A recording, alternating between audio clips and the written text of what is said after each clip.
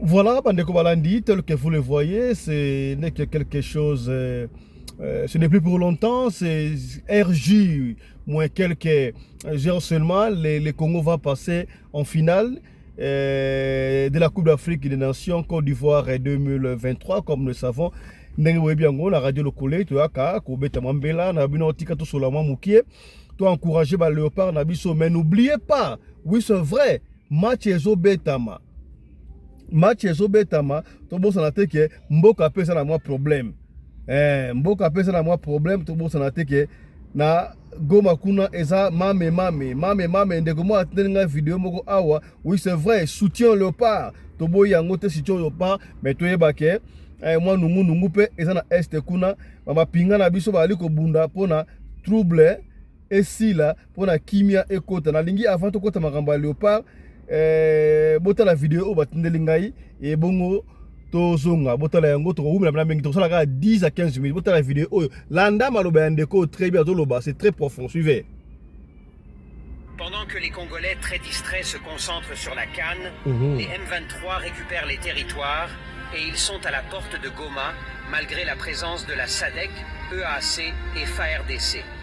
Pour les Congolais, la musique et le football sont leurs priorités que la sécurité et la vie sociale. Le taux de dollar monte chaque jour, les gens souffrent partout et la vie devient très chère. L'insécurité, n'en parlons même pas. C'est triste vraiment pour les Congolais. Voilà, Ndekwana Lobi, c'est triste pour les Congolais. Est-ce qu'il a raison ou il a tort? Oui, c'est vrai que mais comme tu connais la Coupe d'Afrique, on doit quand même remporter. Coupe d'Afrique, Oyo, et c'est la symbolique pour Nabiso. D'ailleurs, tu comprends la émission spéciale, Oyo, tu sais quand tu écoutes la Kibongo, n'a papa Suisse a expliqué qui boni.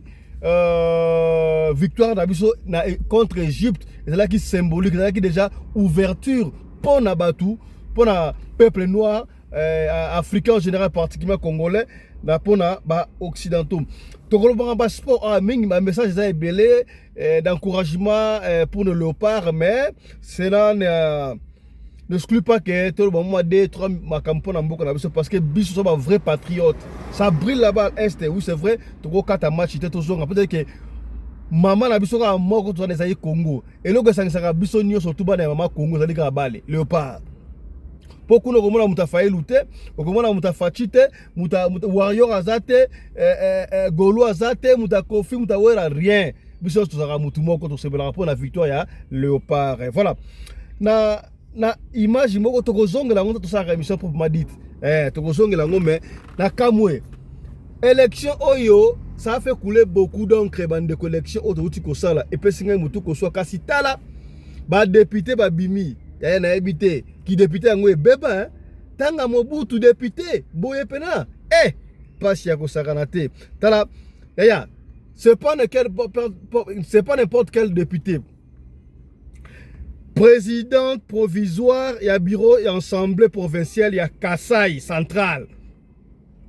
Na habité kuna peso bate bureau d'âge to ndengani mais mama oyo atali présidente actuelle ya assemblée provinciale ya Kasaï central ya présidente yo kama ngamba osala awa e moto ko to mama bale landa présidente député beba Félix Antoine Tshisekedi Tshilombo, à qui je rends un véritable hommage de sa brillante relation Mawa. de la tête de notre pays. Mawa. Laquelle vision est concentrée. Mawa. S'il vous plaît. S'il vous plaît.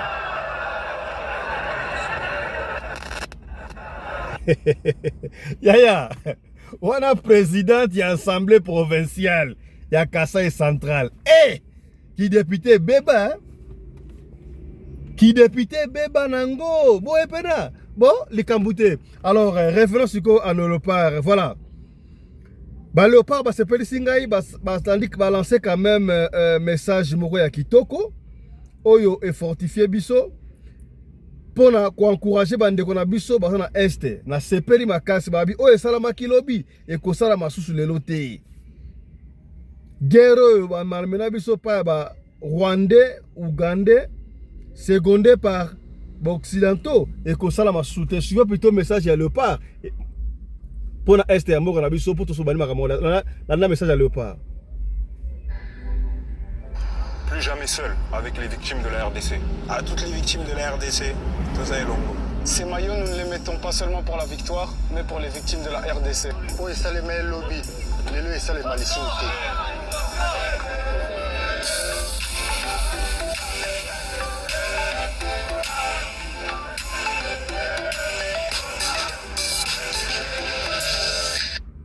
C'est un message fort pour les léopards. Hein? Ce qui pousse Bisso et à cause toujours derrière le léopard parce que ça occasion ya mboka na biso ça va mal. Bazoko boma ba maman na est ba li ko sala mabe derrière image oza virale de gens sur la toile oyo ndeko moi si jeune fi ba 4e mutu abwa ke na terrasse to kozonga na ngona biso na biso ya lobi na tongo mais lelo sikabwe to ito solo makambo ya léopard. Vive le léopard. Simba de l'époque léopard ya lelo. Yaya, victoire est certaine. Voilà, tout ça, les vidéo pour encourager kaka, ba léopard nabiso. On va aller en finale. Ça c'est certain. Nkamba à koti makambu. Oya, ta la cérémonie ba osa na nkamba pour la victoire ya Simba. Yaya, image moko ezali awa na lukela bino yango avant de ta cérémonie ba osa na nkamba. Cérémonie ba osa na nkamba. Image wa ezalaki awa, je ne sais pas si je vais encore trouver ça. Mais na ko luka yango bo permettre na luka image wana te la bino ndeko oyo alobi nini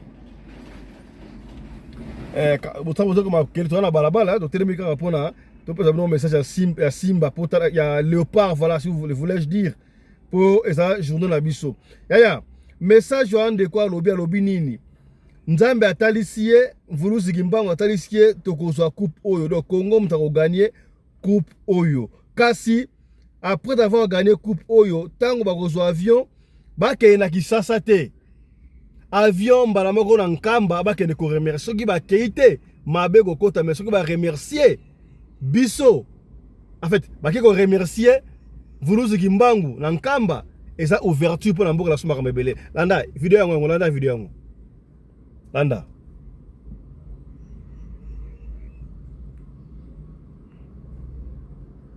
azolo bate. Voilà, Zéa Nata volume, voilà. Voilà.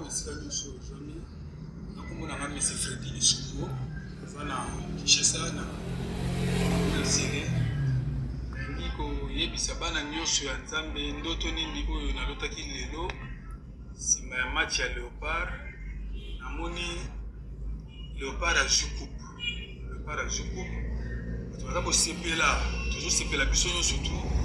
Voilà, moko mutu moko bimi aolo bananga lobi omoni kupo léopard azui condition za moko de bazana Côte d'Ivoire mbala moko ti na ba Congo e pa ya chef spirituel ba de connexion kimbangiste na za chrétien na za kimbangiste te na kota kuna te na sembela kuna pete donc na za na makambo ya bango te mais mutu na bimaka lobi na ngai mbala moko Côte d'Ivoire Kinshasa te mbala moko ti na ba Congo pas chez spirituel ya kimbangiste soki ba komi kuna équipe wana so ba sali yango na sima nango ezana makambo e kolanda équipe nationale na biso na sima so ba sali yango te e suka ka na sengo to ko sepela to juku suite aux alate yango na yebite e soki gouvernement ape ko tosa eloko wana to ko coupe to sala ndenge nzamba meki ko la kisangai peut-être ezana makambo so malamu ko wana sima.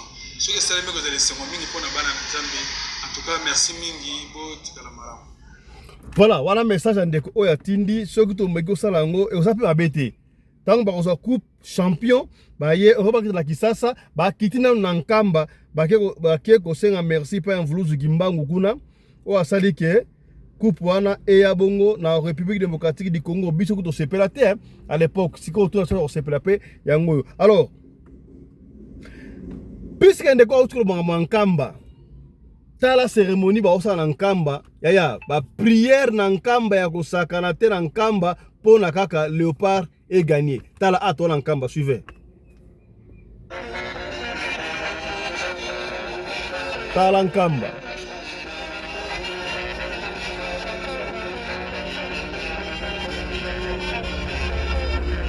totelemi en plein nzela hein bon on a bis à gare les gars on est bis à gare les gars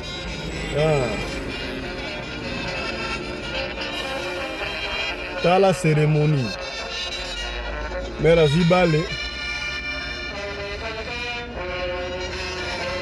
voilà cérémonie en Kamba bon vous sentir hein cérémonie en Kamba pour la victoire il y a Léopard. Alors on va finir avec cette image bana baleli bah plutôt diffuser information comme la tiba papa pour moi la petit message azali moi là pas jouer on va papa pas naïe et comment Côte d'Ivoire ne nous fait pas peur, on va gagner à Côte d'Ivoire. Toko beta le ko la moi si ndenga muke kuté blague kuté ba ivoirien ba ça masse ba ndeko na biso ba sabira ba comment sabira comme congolais ba sonera Congo la musique mais aussi comme ma boiru ba jintunga degré toko dame bino de l'eau na ça souka ya pour les sengo victoire ya Léopard lelo partager vidéo yoka message à moi na biso yoka. Bonjour chers compatriotes. Moi je m'appelle Mutombo. Chers compatriotes congolais. Mon message d'aujourd'hui s'adresse directement à nos joueurs congolais. Le match RDC contre Côte d'Ivoire. C'est un match que tout le peuple congolais attend avec tout espoir. Mes chers compatriotes joueurs congolais. Blague à part. Mouillez les maillots pour notre nation s'il vous plaît. Battez-vous, faites le sacre sacrifice pour la nation congolaise. Créez aussi une nouvelle histoire de football congolais. Ne nous décevez pas s'il vous plaît, s'il vous plaît. L'équipe de la Côte d'Ivoire actuelle n'est pas celle de Yaya Touré ou de Didier Drogba ou de Gervinho qui faisait peur. Eh ben, l'équipe actuelle des Ivoiriens est composée juste des impressionnistes. C'est l'occasion pour vous de venger la demi-finale 2015. Et par ailleurs, vu que notre pays est toujours en guerre, mes chers compatriotes joueurs, s'il vous plaît, considérez le match RDC contre Côte d'Ivoire comme étant une guerre. Montrez aux yeux du monde que vous venez du pays de la guerre. Et ben si le match devient difficile, appliquez le système Butcheche et le Kakono. Faites le Toro-Toro. C'est la demi-finale, tout est autorisé, ça passe ou ça casse. Essentiel arracher la victoire mes chers compatriotes. Car la victoire de notre équipe nationale c'est la seule chose qui nous réunit. Moulouba, Moukongo, Mouswahili. Voilà. Et c'est la seule chose qui nous fait oublier la misère au Congo. La victoire c'est la seule chose qui nous console même si on est malade on devient automatiquement guéri. Vraiment. Même si on est enfamé on devient rassasié. Vraiment. Mes chers compatriotes joueurs, s'il vous plaît n'envisagez pas la défaite. Sinon nos grands-pères et nos grands-mères risquent de piquer crise. S'ils meurent à cause de votre défaite, eh ben ça sera une malédiction pour vous. Soyez déterminés les gars.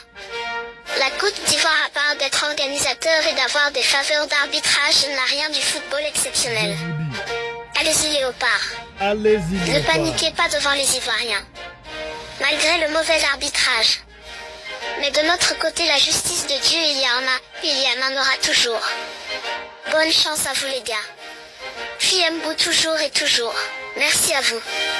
Et puis n'oubliez pas à vous abonner à ce compte Carlos. Merci à vous, mesdames et messieurs. C'est par ça que nous bouclons cette petite vidéo aujourd'hui à l'occasion. Il y a Léopard, il y a République démocratique du Congo. Vive le Léopard, le Congo va gagner. Lélo, partagez cette émission, partagez le message Oyo. Et ça qui m'a resté profond. Et ça qui est important pour nous, surtout sur la Léopard. Et l'ongo na Michael Josh, tout ça na Michael Josh Boye. Tout est mis en plein Nzela pour nous sur le Makambu. Il y a Léopard, il y a République démocratique du Congo. Alors partagez, on se retrouve juste tout à l'heure là à 21h pour le match à Congo Côte d'Ivoire. Allez, chap chap et tchara.